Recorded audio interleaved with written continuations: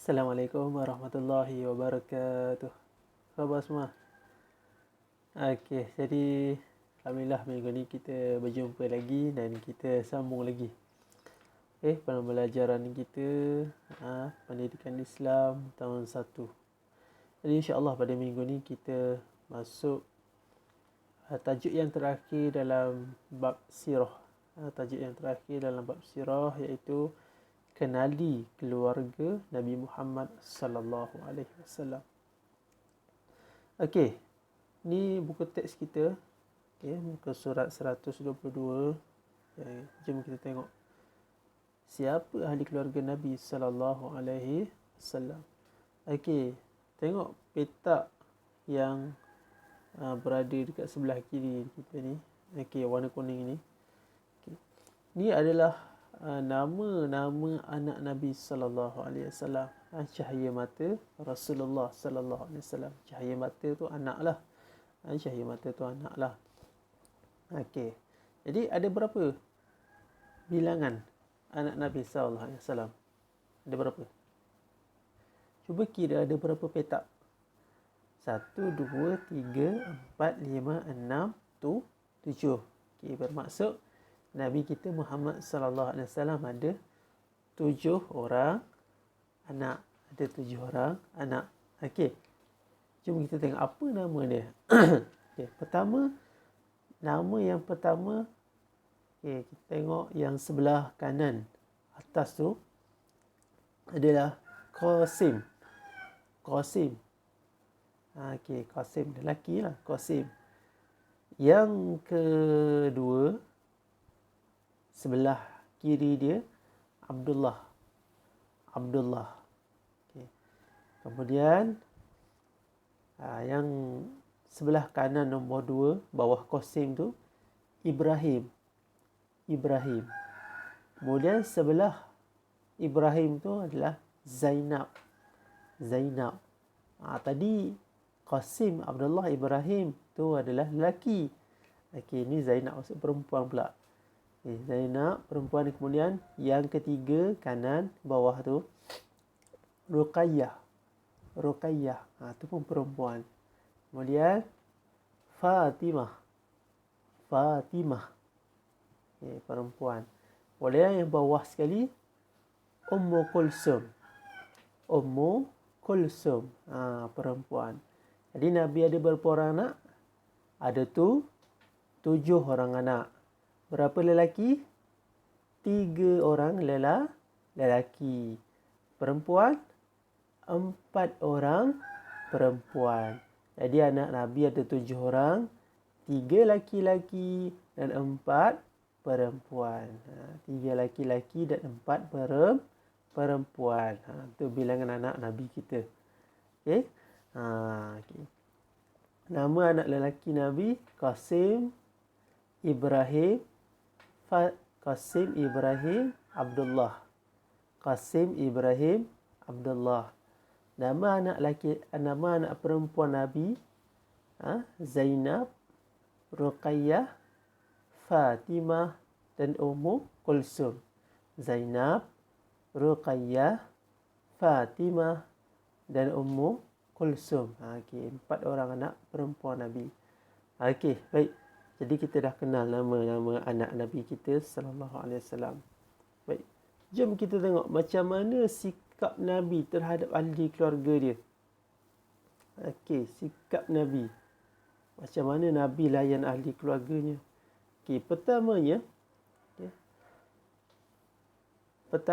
Nabi ni seorang yang bertanggungjawab.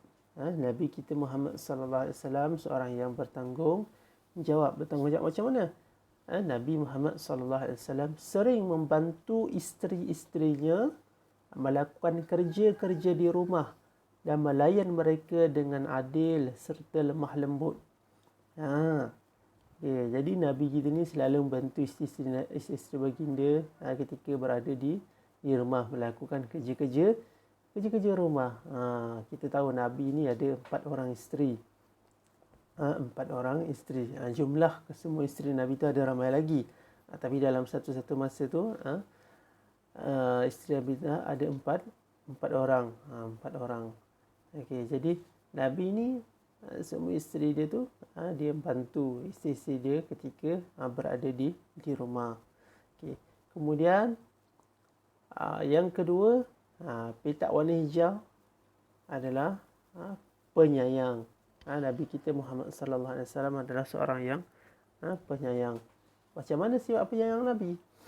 Setiap kali Nabi Muhammad sallallahu alaihi wasallam melihat anaknya Fatimah datang, baginda akan mengucapkan salam dan melayaninya dengan baik. Setiap kali nama anak-anaknya Fatimah tu datang dekat dia, kemudian Nabi akan bagi salam dekat Fatimah. Nabi dulu akan bagi salam, kemudian Nabi akan layan anak dia tu dengan baik sekali. Jadi Nabi ni seorang yang kata penyayang lah. Seorang yang sangat penyayang, ayah yang sangat penyayang. Okey. Kemudian yang ketiga, Nabi ni adalah seorang yang sangat sabar. Okay, macam mana kesabaran Nabi? Okay, baginda pernah memanjangkan tempoh sujudnya ketika solat semata-mata kerana cucundanya. Semata-mata kerana cucu Nabi sallallahu alaihi wasallam, iaitu Hasan dan Husain, memanjat belakang baginda. Okey, Nabi satu ketika Nabi sembahyang, waktu ketika sedang sujud tu, cucu dia iaitu Hasan dan Husain bermain-main dan memanjat di belakang Nabi sallallahu alaihi wasallam. Kita tahu kan macam mana keadaan ketika sujud, dia berada di atas sejadah, di bawah tu, kepala kita di lantai. Pada waktu tu Hasan dan Husain dia bermain-main dan dia memanjat di belakang Nabi. Oleh kerana mereka sedang bermain-main dan memanjat di belakang Nabi tu, jadi Nabi memanjangkan tempoh sujud tu. Maksudnya tak cepat-cepat nak bangun ke apa. Sebabnya kenapa? Dia bagi cucu dia tu bermain-main dulu. Jadi itulah nak menunjukkan sifat kesabaran Nabi kita sallallahu alaihi wasallam. Kemudian yang seterusnya adalah sifat tegas. Sifat tegas. Jadi Nabi kita Muhammad sallallahu alaihi wasallam pernah bersabda, seandainya anaknya Fatimah melakukan kesalahan, dia tetap dihukum. Jadi Nabi sallallahu alaihi wasallam dia tidak kira walaupun anaknya sendiri sekalipun, seandainya melakukan kesalahan, maka anaknya itu akan tetap dihukum dengan adil. Tak ada kecuali, walaupun dia merupakan anak kepada seorang Nabi, tapi itu bukan alasan kalau dia buat salah dia terlepas daripada sebarang hukuman. Dia tetap akan dihukum seperti mana orang lain juga. Okey, jadi ini antara beberapa sifat Nabi sallallahu alaihi wasallam, iaitu yang pertama tadi apa? Bertanggungjawab, penyayang, sabar dan tegas. Okey. Baik. Kemudian, macam mana cara kita nak mewujudkan keluarga bahagia dalam keluarga kita? Macam mana cara kita nak wujudkan bahagia dalam keluarga kita? Kita pun ada keluarga kan? Kita ada ayah, awak ada ayah, ada ibu, ada adik-beradik. Okey. Jadi macam mana kita nak mewujudkan rasa bahagia dalam keluarga kita? Okay. Pertama, kena sayang menyayangi. Kena sentiasa sayang menyayangi. Yang kedua, saling membantu. Bantu ibu ayah, bantu adik-beradik kita, bantu ibu ayah. Dia orang minta tolong kita buat apa, kita tolong. Ataupun dia orang belum sempat minta tolong lagi, kita dah hulurkan bantuan. Kemudian saling menghormati. Hormat orang tua kita, hormat kakak kita yang lebih tua, dan hormat juga walaupun adik kita yang masih kecil, kan. Kemudian saling menasihati, saling bertegur, saling menasihati, memberi pesanan dan teguran. Mungkin kalau kita ada buat silap dan salah, ayah kita akan tegur kita, ataupun abang kita akan tegur kita.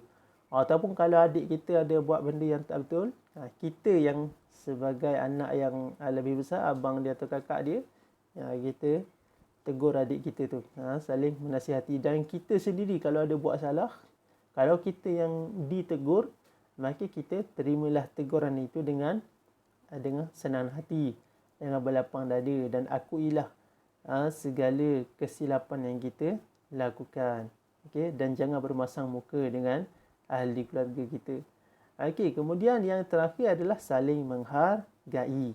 Hargai apa yang ada dalam keluarga kita. Hargai adik-beradik kita yang kita ada. Hargai kedua ibu bapa kita yang Allah bagi pinjam, yang Allah bagi pada kita. Ada kawan kita dah tak ada ayah, dah tak ada ibu, kita masih ada ayah, masih ada ibu, jadi kita hargai. Hargai keluarga yang kita ada pada hari ini. Walaupun mungkin keluarga kita ni tak banyak duit, tak dapat nak penuhi keinginan kita, kemahuan kita, tapi kita bersyukur. Sebab apa? Sebab kita masih ada sebuah keluarga. Ramai lagi orang dekat sana, kat luar sana yang tak ada keluarga, tak ada tempat nak mengadu. Tapi kita masih ada keluarga. Okey. Baik, apa kepentingan mengamalkan sunnah Nabi dalam keluarga kita? Okay. Pertamanya mendapat pahala. Kemudian saling mengasihi. Lagi apa lagi? Berdisiplin. Menjamin kebahagiaan. Saling mengambil berat. Kemudian bekerja sama. Okay. Jadi dalam banyak-banyak keluarga dalam dunia ni yang boleh kita contohi, yang patut kita contohi ialah adalah keluarga Nabi SAW lah. Keluarga Nabi kita. Macam mana Nabi melayani isteri dia, macam mana Nabi melayani anak-anak dia, macam mana Nabi membentuk keluarganya menjadi keluarga yang berjaya. Maka itulah yang patut kita contohi. Okey, jadi saya rasa sekadar ni saja dulu untuk pelajaran kita pada minggu ni. InsyaAllah kita jumpa lagi pada minggu hadapan. Nanti jangan lupa jawab soalan yang Ustaz bagi. Sekian. Assalamualaikum warahmatullahi wabarakatuh.